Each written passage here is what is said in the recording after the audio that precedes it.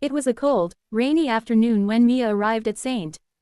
Jude's Children's Hospital, gripping the handles of her daughter Lila's wheelchair with trembling hands.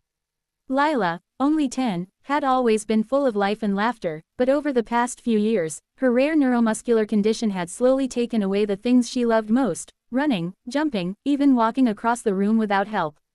Her small legs, once full of energy, had become weak and unsteady, and the doctor's advice, no matter how brilliant, had always ended in gentle but devastating disappointment. Mia's heart ached as she wheeled her daughter through the wide, antiseptic hallways. The bright fluorescent lights reflected off the polished floors, and the faint smell of disinfectant clung to every corner. The sound of rain drumming against the large glass windows mixed with the soft squeak of the wheelchair's wheels, creating a rhythm that seemed almost mocking in its regularity. Every step, or rather, every roll, reminded Mia of how many times she had tried, how many doctors she had seen, and how many promises of miracles had failed. "Mom, will I be able to walk today?" Lila asked quietly, her voice tinged with hope and fear. Her small hands gripped the sides of the wheelchair, and her big brown eyes looked up at Mia, searching for reassurance. Mia forced a smile, brushing a stray lock of hair from her daughter's forehead. "We'll see, baby, we'll see. Let's just meet the doctor first." But inside, her chest felt heavy with dread. She had hoped so many times before, and each hope had been broken like fragile glass. They entered the therapy wing, where children with various conditions were undergoing different treatments. Some were learning to walk again with the help of braces and walkers, others were engaged in speech or occupational therapy. The air was filled with the sounds of laughter, frustration, and determined effort. And yet, for Mia, it all felt distant. Nothing here had worked for Lila, and every step forward seemed to come with 2 steps back. Dr. Reynolds, a tall man in his 50s with a calm demeanor and a reputation that preceded him, greeted them. His office was lined with certificates, awards, and photographs of smiling children whose lives he claimed to have changed. Mia had expected hope, but what she saw was the same cautious expression that all doctors wore when faced with a child like Lila. "Mia, Lila," he began, his voice steady but gentle, "I know you've been through a lot. Lila's condition is complex, and while there are therapies that might help her, the truth is that no treatment guarantees walking. I wish I had better news." Mia's throat tightened. She had heard these words before, often from doctors with the most prestigious titles and the most impressive credentials. But hearing them again, especially in the same hospital where so many miracles were supposed to happen, felt like a cruel reminder of how powerless she truly was. I just want her to have a normal life." Drive. Reynolds, Mia said, her voice trembling. "I want her to run, to play, to just be a kid." Tears formed at the corners of her eyes, and she quickly brushed them away. She couldn't let Lila see her despair, not yet. "Dr. Reynolds nodded slowly. "I understand, Mia, and we'll do everything we can. But Lila's muscles are very fragile. Even the most advanced therapies might not be enough. Sometimes, progress is measured in centimeters, not miles." Lila's small hand reached up, clutching her mother's arm. "Mom, I want to try. Please, I want to try." Mia's heart ached at her daughter's bravery. Here was a girl who had been through countless disappointments, yet she still wanted to fight, still wanted to believe in something more. She bent down, brushing a strand of hair from Lila's cheek. "Okay, baby, we'll try together." The session began, and Lila was guided to a set of parallel bars, her weak legs trembling as she attempted to stand. Mia's hands hovered nearby, ready to catch her if she fell. The therapist encouraged her, showing her exercises and stretches, adjusting the bars, and carefully monitoring her movements.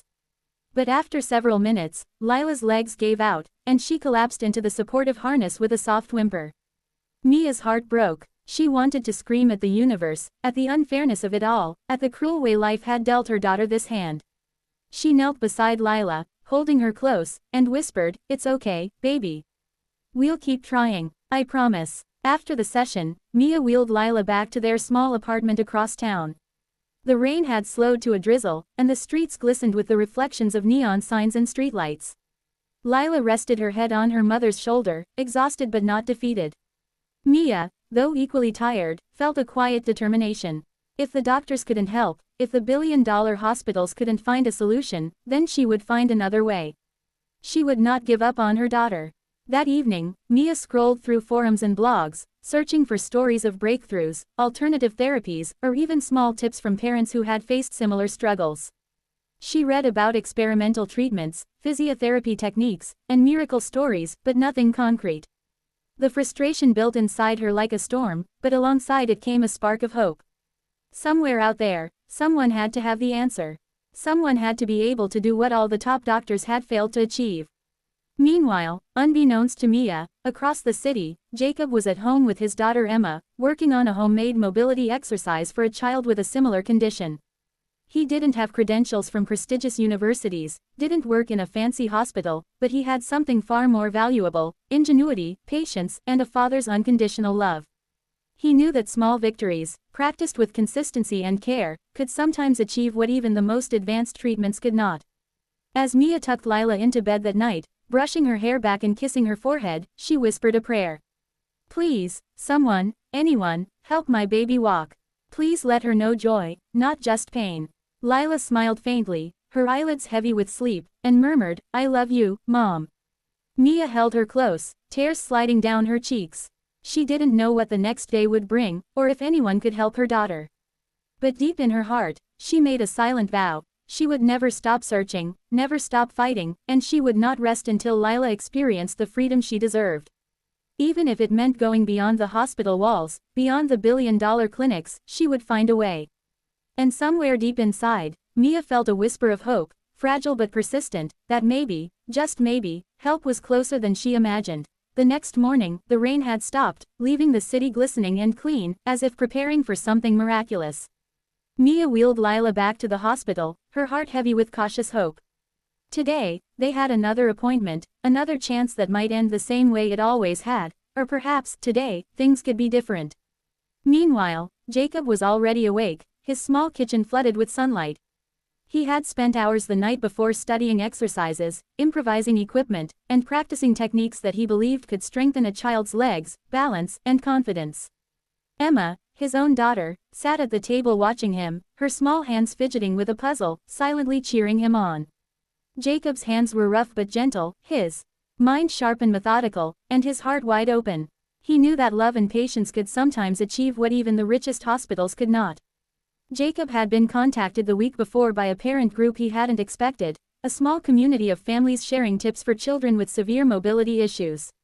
Mia's post had appeared among dozens, desperate, hopeful, yet tinged with despair. Jacob had read every word carefully, feeling a pull in his chest he couldn't ignore. Something about Lila's story reminded him of Emma, reminded him of every time he had held his daughter's trembling legs in his hands, whispering encouragement when the world seemed to give up. He had written back, offering a method, a plan, and the willingness to meet in person. When Mia arrived at the hospital that morning, she wasn't expecting anyone unusual. The doctors were running late, and the therapy room was buzzing with activity. She wheeled Lila inside, ready for another session that would likely end in disappointment. But then she noticed a man standing in the corner, his posture calm but confident, observing the children with a kind of quiet intensity she had never seen before. He smiled when their eyes met, and Lila, sensing the warmth radiating from him, smiled faintly back. "Hi," the man said softly. "I'm Jacob. I saw your post online about Lila. I know you've been through a lot, but I think I might be able to help." Mia blinked, unsure whether to trust this stranger. "Help? I've tried every therapy, every specialist, even the top doctors couldn't do anything." Her voice wavered, a mixture of hope and fear. Jacob nodded, understanding immediately. "I know, and I'm not a doctor, not officially. But I've spent years working with children with similar conditions. My daughter, Emma, had trouble walking too. I think with the right exercises, patience, and support, Lila can make progress. Small steps at first, then bigger ones." Something in Mia's heart stirred. The doubt was still there, an anchor weighing her down, but there was also a spark, fragile and insistent. "You think she can walk?" she asked, barely daring to speak the words. Jacob crouched to Lila's level, looking her in the eyes. "I believe she can, but it will take courage, determination, and trust. And I'll be with her every step of the way." Lila's eyes lit up, a flicker of hope that Mia hadn't seen in years.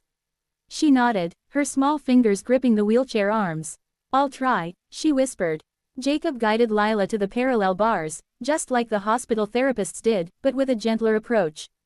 He adjusted her posture, held her legs lightly but firmly, and encouraged her to engage the muscles that had atrophied over the years. His method was simple yet meticulous: repetition, small increments, and constant positive reinforcement. "Okay, Lila," he said, his voice calm but filled with warmth. "We'll start slow. I'll be right here. You're stronger than you think." For the first few minutes, Lila trembled, her legs quivering violently.